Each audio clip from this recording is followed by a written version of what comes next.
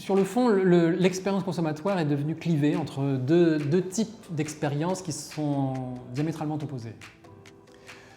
On a tout un tas de produits qui disparaissent, qui sont plus visibles et pour lesquels les consommateurs n'acceptent plus de passer du temps.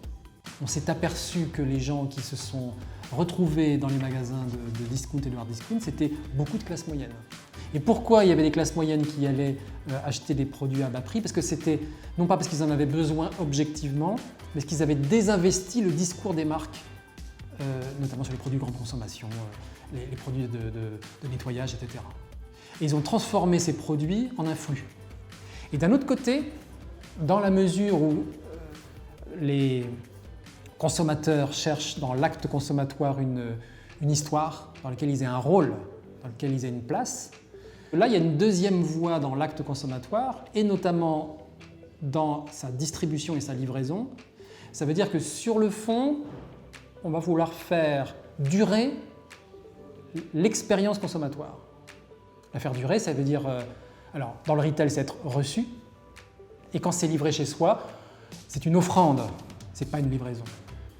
Et la notion d'offrande, alors les Asiatiques sont très forts là-dessus, sur l'objet, la personne qui arrive, le rituel par lequel il arrive, le moment de la journée dans lequel il arrive, etc. C'est-à-dire toute la célébration de la transmission d'un objet qui n'est pas un acte logistique, mais qui est un acte symbolique.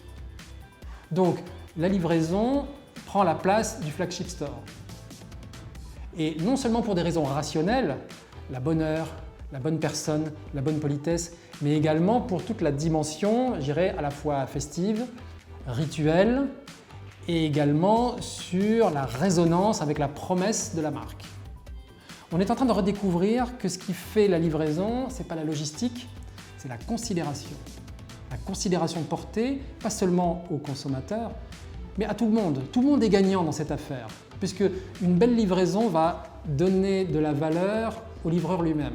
Je pense qu'il faut réinvestiguer cette granularité relationnelle pour savoir si, au moins, s'il existe un mode express, efficace, ou au contraire un mode cadeau, un mode plus luxueux, ou plus, dans lequel il y a plus de considération.